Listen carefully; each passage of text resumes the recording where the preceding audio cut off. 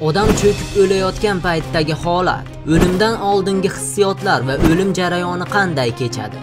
Odam suvdan qirg'oqqa chiqa olmasligini, cho'kib o'lishini bilgach, cho'kayotgan odamni butun vujudini vahima qamrab oladi. Birovni yordamga chaqirish xayoliga ham kelmaydi va oyoq qo'llari bilan jon holatda betartib harakatlar qila boshlaydi. O'pkasini to'ldirib chuqur nafas olishga shoshiladi.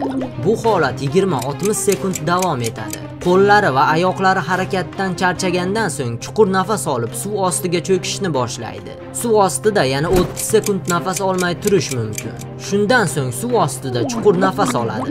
Suv ostida chuqur nafas olish natijasida o'pka havo o'rniga suv bilan to'ladi va yo'tal tutadi.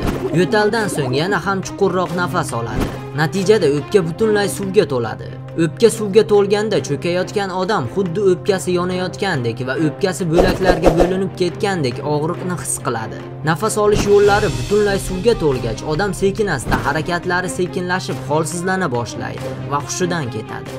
Shundan so'ng kislorod yetishmasligi tufayli yurak urishi to'xtaydi va miya ham o'ladi.